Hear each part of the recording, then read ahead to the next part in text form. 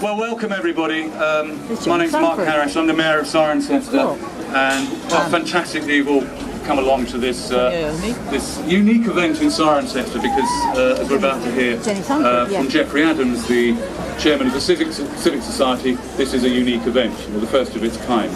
Also very grateful to Brian May and Tony IOMMI,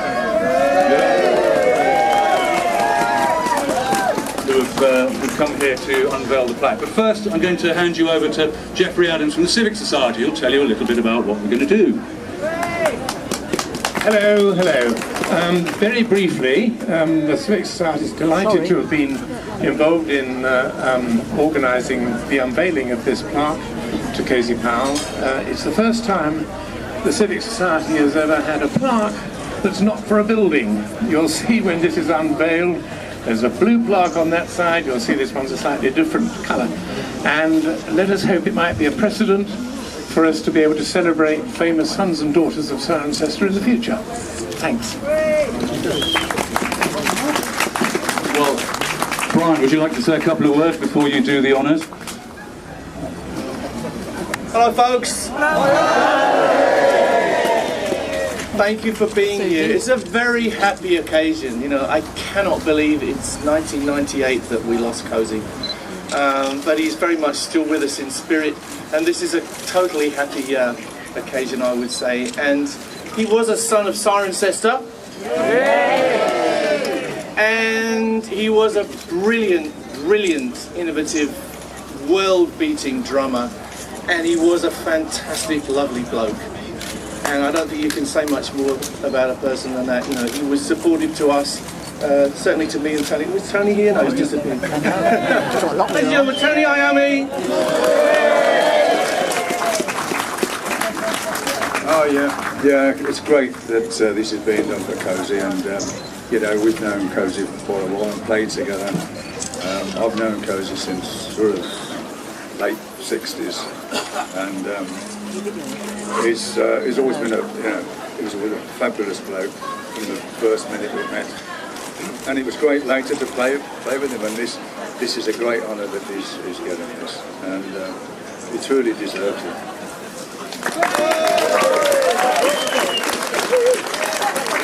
Ladies and gentlemen, it's SUZI QUATRO. Right down there. I lost my voice because I have a little bit of laryngitis. My husband's very happy about that. I have known Cozy since 1970. He was on the original, I don't know how many of you know my history, he was on the original trip to Detroit to record at Motown with Jeff Beck, with Mickey Most, who is also now gone. And we did a big Rocks Britain tour, went for like 4 months, and a lot of poker games, and he lost. Sorry, Con.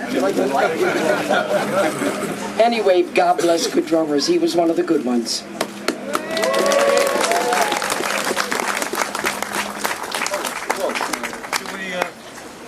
Should we do the honours? Absolutely. For one of the world's greatest musicians, greatest drummers and greatest blokes ever, we have great honour in unveiling this plaque.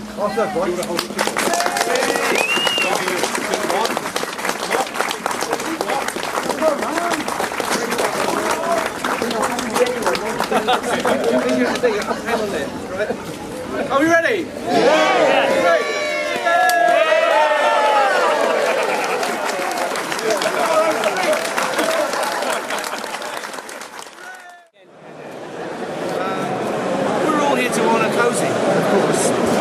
Who was a magnificent drummer, a magnificent musician, and an inspiration to millions, including us, and a wonderful guy, a great friend.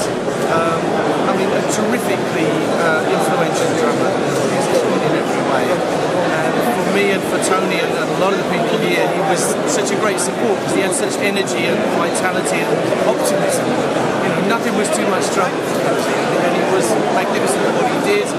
And just everything was a joy. So what sort of relationship did you have? I got to know Cozy very well because we toured together latterly, and he also played on everything that I did after we lost Freddie. So he became like a brother, although Tony obviously knew him a lot longer than I did. And I think we would have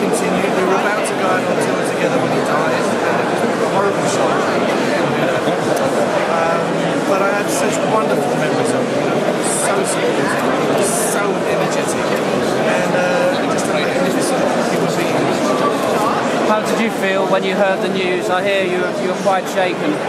I was devastated, yes. I was away with my kids in a place where the phones weren't very good, and I suddenly got this kind of garbled message saying Cosey's gone, and I was in complete shock.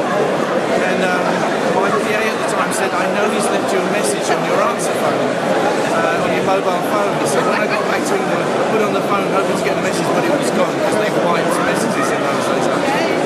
So I never got his last message. Yeah, it's a horrible thing to do. You know, it wasn't that long since I lost Freddie. So, yeah, losing Cozy was a hard thing. And I still miss him. Tony will tell you the same thing. You just miss his buoyancy. You miss his positivity. You know, nothing was ever too much trouble. He'd be like, yeah, boy, I'll do it. You know, just play the track, I'll do it. Hooligan, we'll do it loud. You know, he was a loud guy, but in a beautiful way. Thank you very much. Thanks for your time. Thank you. To say a few words, and then I'm going to introduce some other people and so on, and we're going to have a few words. So if you please concentrate and put your hands together, please, for Mr. Brian, or Dr. Brian May, I should say.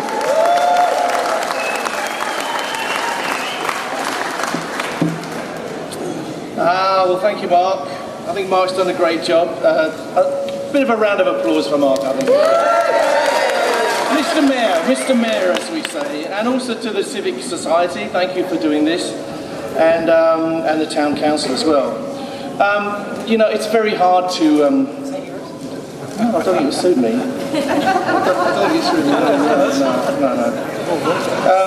Hard to do justice to a person of such talent and generosity in just a few words. Cosey, I think, was one of those people who never had a moment's doubt about what he was and what he wanted to be. He was a drummer through and through. There was never any question. He never knew his real mum and dad, and so perhaps he made his own role model. He grew up listening to everything that there was in those days. You know, there wasn't rock and roll when we were young. It was just sort of starting to be born. So Cosey, like me, would listen to everything, including a lot of jazz. And he took his name Cosey from one of his heroes in the jazz world. But he knew inside his head very, very early on what kind of drumming he wanted to create, which was very different. Now, I'm a guitarist, you know, so I have a different point of view. You might get a different story from a drummer. But the first thing a guitarist needs on the stage, the first thing he relates to and locks into is the drums. So in a sense, I have a very good kind of perspective on what a drummer is. A lot of young musicians will quote us as references, you know, as influences these days. But our influences were really from a generation just before us, that actually they were about the same age as us, but they got into it quicker than we did. So I know Roger, you know, my friend Roger in Queen, would endorse me saying that hard rock drumming wasn't actually defined by those first guys in rock and roll. If you listen to Elvis records or you know, Rock Around the Clock or whatever, the drumming is actually quite light. It's still kind of jazz-based, and the drummers hold their sticks very lightly, and it's all in the wrists. What happened with Cosey and his generation was they created a new way of drumming, which was completely bodily. It was completely all-out, loud, hitting it with your whole passionate soul. And I would say, and I think Roger would say, that this genre was created by just a few people, probably Carmine Appice, probably John Bonham, and Cozy Powell. You know, there are others, and I don't want to put anyone down, but those three come to mind for me. And Cosey was right up there. You know, he was a hero for me, a hero for Rog, and he also, thankfully, kind of became a brother to us. First time I met Cosey was backstage in 1976 when we were playing Hyde Park, and I think Roger had invited him along, and he surprised me by saying that I was one of the people that he would really like to work with. And you know, you never know quite what to say. You know, you don't know if someone's just being kind or whatever. But we kept in touch, and so a couple of years later, when I had the opportunity to organise a kind of guitar festival, it was called Guitar Legends in Seville. It was Cozy Powell that I called, and he came along, and it was a great choice because he inspired all those guitarists. It was not just about guitarists, it was about a whole rock experience. So we became very good friends after that, and when Freddie went, when we lost Freddie, I kind of plunged into solo work, foolishly thinking that I could sing, and went out on the road, and it was with Cozy. We did a lot of gigs in Europe, in America, everywhere, and Cozy was just an amazingly supportive kind of person. You know, if you had any lack of confidence, he would give it back to you. He would give you back the energy. It's all right, boy, we'll do it. It's great. It'll be hooligan. It'll be loud, you know. And he was always that ebullient kind of person who would give you the energy you need. Yeah, so in my mind, Cozy was a creator. He created that kind of music where the whole body is in drumming. And you see it everywhere now. You'll see it in Taylor Hawkins in the Foo Fighters. And the most, you know, Chad in Chili Peppers. So these people who are hard hitters, but it's not just about hitting hard. It's about some kind of magic which is generated when the whole body and soul and passion is in it. And Carl Palmer's here too. I'm not going to leave you out, Carl. Where, you know, there's another magnificent example of people who created this genre. Well, to me, Cozy was a lot more than a drummer.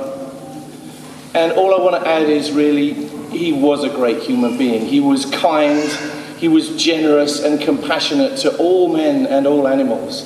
One of my favourite memories of him is when he was telling stories about what happened when people wanted to come on his land. He would have the hunt, want to come on his land, and he'd be out there with his gun and he'd be like, "Get off my land!" You know, and they fucking did get off his land, I tell you, they did not stay. So Cozy was great, you know.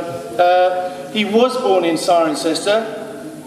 He's a true son of this place, and I think it's wonderful that Cirencester is honouring him in this way.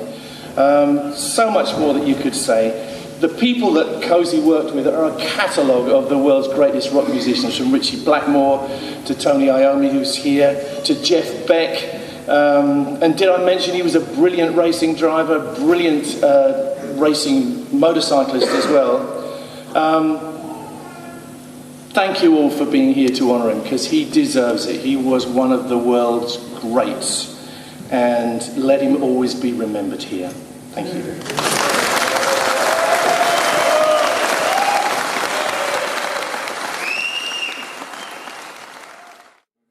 More or less what Brian says, you know, is it every note? Everything he said is exactly as it was with Cozy. I've known him since probably 66, something like that. And ever since we first met, we really got on. The first minute we met each other, and we threatened one day we'd play together, which we did eventually, like 20 odd years later. In the 90s, 89, 90, we played together for a few years, and it was really great. I mean, he's a great chap. He'd come to stay with me on many occasions, and we'd start writing songs, and very, you know, great human being, really. And like Brian said, you know, he was one of the greats, and there's very few left. One over there, Carl Palmer, but there's not many now.